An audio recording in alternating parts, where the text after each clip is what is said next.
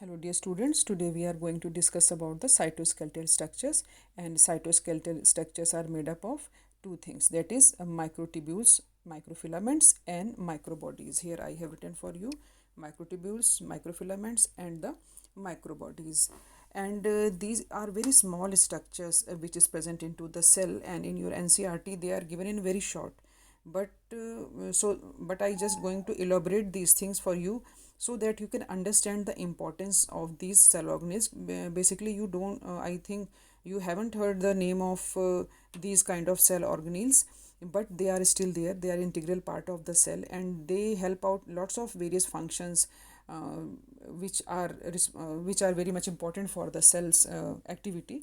So they also hold a important position in the cell. So first of all, we are going to discuss about the microtubules, which is this one. Microtubules is given here, so I am going to describe about it. These microtubules, position wise, if you see that these are the microscopic structures, and they are only found in the eukaryotic cellular structures like cilia, flagella, centriole, basal bodies, spindle fibers, sperm tails. These kinds of structures are made up of microtubules. And structurally, if you want to see the structural के points, अगर आप मैं आपको बात करूँ तो they are basically hollow structures. Microtubules are the hollow structures, and they are made up of tubulin kind of protein. Here I have written tubulin kind of protein. So it is made up of tubulin kind of protein. And if we talk about the functions are very much associated with the place where they are found. For example, जैसे कि मैंने आपको बताया कि suppose there is just a minute, suppose consider this is a cell, and these kind of microtubules or microfilaments, these are the structures. Microtubules are basically like this kind of structure, microfilaments are this filament kind of structure, that means wire like structure, and this is the hollow structure, microtubules. So they are present inside the cell. Suppose this is cell, this is the cytoplasm is all around, and these kinds of structure are present. तो like they provide the strength, they provide the shape. जैसे आपने कभी roof बनते हुए देखी है, छत जिसको बोलते हैं, बनते हुए आपने देखी हो, तो यू फाइंड दैट वहाँ पर बहुत कुछ डालते हैं, लाइक कुछ रॉड्स डालते हैं, कुछ वायर्स डालते हैं, मैश डालते हैं, नेट डालते हैं, उसके ऊपर वो ब्रिक एंड सीमेंटिंग वगैरह सब करते हैं. And for what purpose they are doing so that they can get a shape also as well as the strength also. तो मजबूत छत बने आपकी इसलिए. तो सपोज ये तो पूरा साइटोप्लाज्म फिल है सारा, सपोज कर लो ये सेल है, सब साइटोप्लाज्म है. तो suppose if we see that these kind of structures are also there, तो ये कुछ ना कुछ तो उनको स्ट्रेंथ प्रोवाइड करेंगे ना, एक शेप प्रोवाइड करेंगे. अब केवल लिक्विड भरा हो तो कोई शेप नहीं होता, आप उसको क्रश करोगे वो क्रश हो जाएगा. पर अगर उसके अंदर सॉलिड स्ट्रक्चर्स पड़े हैं, वायर्स पड़े हैं, फिलामेंट्स पड़े हैं, तो आप उसको क्रश करोगे वो क्रश नहीं होगा. तो that means it provides the shape. इसका नाम भी वैसे ही है बच्चों, cytoskeleton. Cyto means cytoplasm and skeletal means जो उसको स्ट्रेंथ प्रोवाइड करे, जो उसको शेप प्रोवाइड करे, जो उसको स्टेबिलिटी प्रोवाइड करे, मैकेनिकल सपोर्ट प्रोवाइड करे. तो these are the they form the cytoskeletal, and you can say they also make the cell shape, they help into the formation of cell shape, they also maintain the cell shape, and they also provide the mechanical support.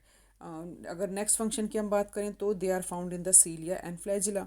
And what is the function of cilia and flagella? Cilia and flagella's function is to movement, to move, to beat in the directions, various direction. And क्यों वो cilia and flagella की help से हम क्या कर सकते हैं? Movement कर सकता है एनिमल. तो जब लोकोमोशन होगा, that means animal move from one place to another place. तो किस पर्पज़ के लिए जाता है? आइदर फॉर द फूड और for the protection from the enemies. ये दो काम होते हैं, इसके लिए वो यहाँ वहाँ भागता रहता है. तो मूवमेंट एंड फीडिंग दोनों के लिए वो जाते हैं. कोई खाने की चीज़ देखी तो वहाँ भी पहुँच गए जाके, है ना, सीलिया की हेल्प से, फ्लैजिला की हेल्प से.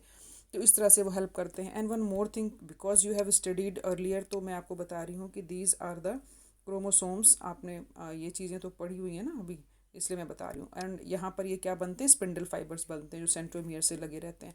तो इनका काम क्या होता है? दे पुल अपार्ट दी सिस्टर क्रोमेटिड्स. ये दोनों सिस्टर क्रोमेटिड्स को अपोजिट डायरेक्शन में जो है वो पुल करते हैं.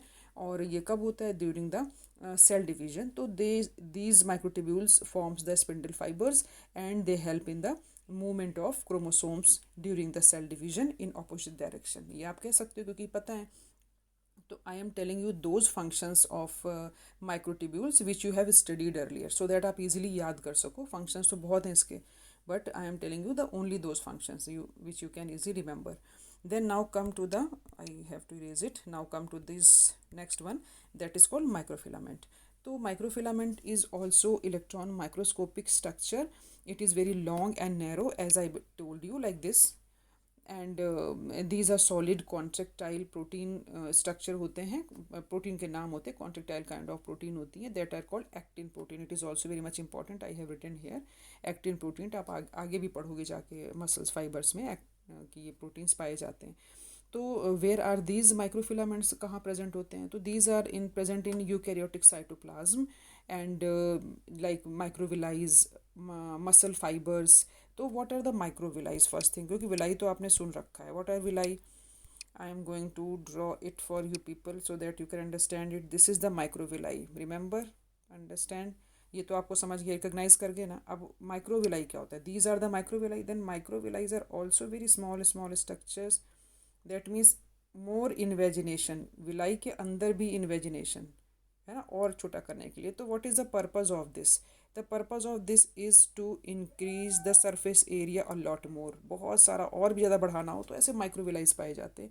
तो they are found in the microvilli and muscle fibre are also, जिनको कि हम मायोफिलामेंट्स भी कहते हैं, तो वहाँ पर भी पाए जाते हैं. और प्रोकैरियोट्स में तो यूजुअली ये एब्सेंट ही होते हैं. ठीक है, एक्टिन से बने होते हैं. आपको पता चल गया. Again come to the function, इनके भी फंक्शन कर लेते हैं. तो मैं फंक्शंस आपको वही बता रही हूँ जो माइक्रोट्यूब्यूल्स के हैं, नियर अबाउट वही माइक्रोफिलामेंट के हैं, सो that you can remember it easily. बहुत कुछ डिफरेंट भी हैं, पर डिफरेंट वाले मैं नहीं बता रही हूँ, सिमिलर वाले आपको बता रही हूँ, सो that you can learn it easily.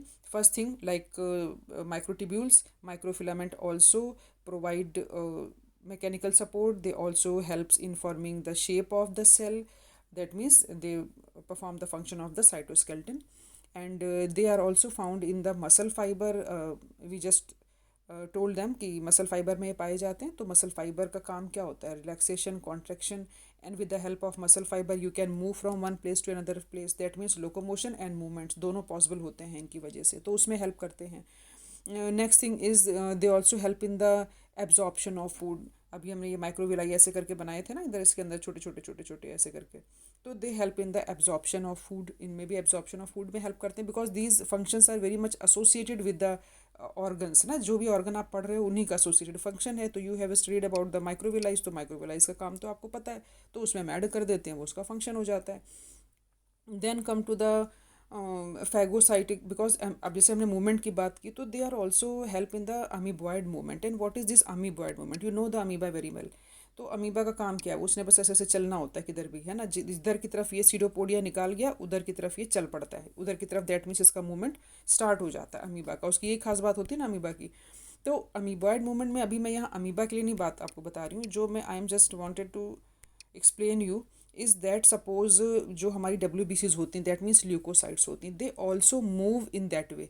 That means leucocyte have the amoeboid movement, you can say. उनके चलने के स्टाइल को आप अमीबॉयड मूवमेंट कह सकते हो. Suppose there is a bacteria is there and leucocyte और WBC क्या होते हैं? उनका काम होता है इम्यूनिटी प्रोवाइड करना, उनका काम होता है किल करना इनको. तो सपोज कर लो यहाँ आपका ये पड़ा हुआ है, WBC पड़ा हुआ है आपका. WBC ने देखा कि भाई ये बैक्टीरिया यहाँ पर आया पड़ा है, तो अब इसको क्या करना है? इसको किल करना है, इसको ख़त्म करना है ना, फिनिश करना है. तो ये क्या करेगा? इधर से मूव करेगा, इधर से आएगा, और ये सपोज मैं कलर, अच्छा चलो ले लेती हूँ ये कलर. ये इधर ऐसे क्या करेगा? पूरा ये ऐसे इसको कवर कर लेगा और फिनिश कर देगा खा करके, ख़त्म हो गया.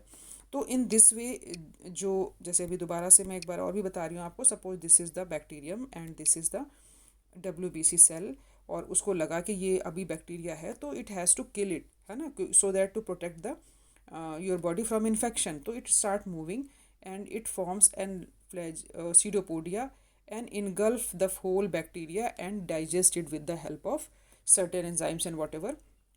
उसको फिनिश कर दिया. तो this movement can be possible only due to the amoeboid movement, क्योंकि उसके पास अमीबॉयड मूवमेंट है, जिधर देखा उसने उधर चला गया वो.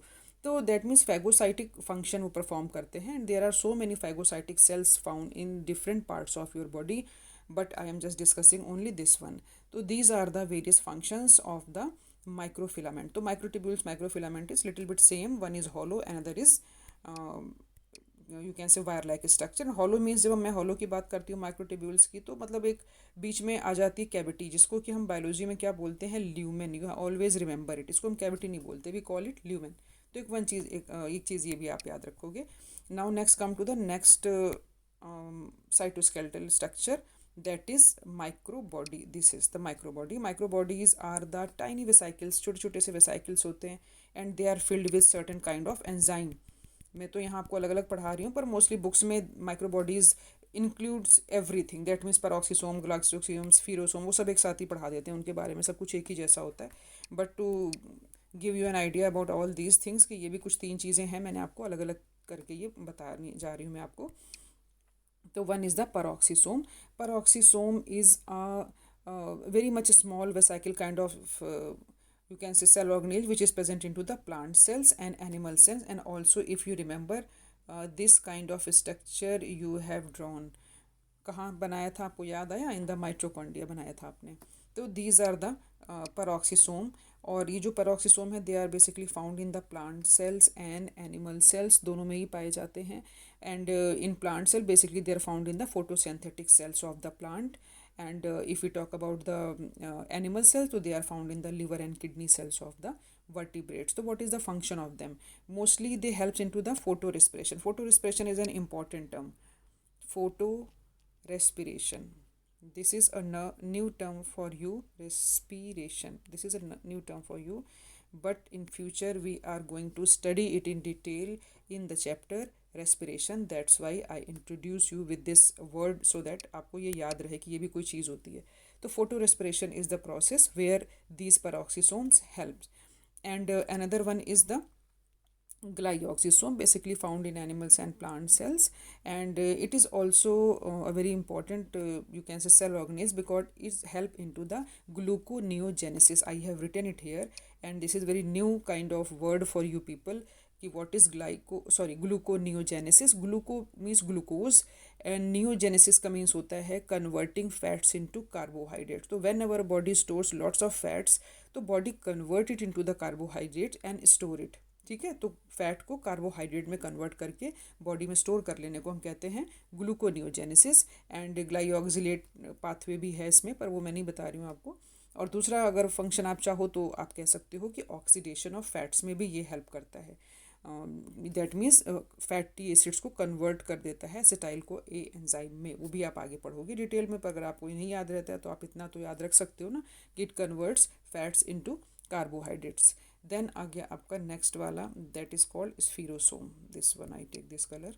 स्फीरोसोम्स they are also found only in the plant cells. And इनका काम is very easy because they store fat and they form fat. तो they are involve in the formation of fat and the storage of fat cells. So sometimes people call them lysosomes of the plant because we all know that there are no lysosomes in the plants because lysosomes are only present in the animal cells. But due to presence of something like I just tell you, these are the vesicle like substances. So due to the presence of some enzymes in it, we call them lysosomes of the plant. Otherwise कोई मतलब true lysosomes are not there, true lysosomes नहीं हैं, but because they are vesicle like structures and they are filled with certain kind of enzymes, तो इनको हम ऐसे बोल सकते हैं, जस्ट सिमिलर कह सकते हैं. Spherosomes are the lysosomes of the plants. तो this is all students. I have covered all the topics given in your NCERT book. Now it is your duty to revise all the topic. That means you have to read your NCERT line by line. If you find any difficulty, click the picture and send to me so that I can explain you. And you also have to do the back exercise. So after revising the whole chapter, if you find any doubts or problems, so let me know. I will solve all your problems. Thank you.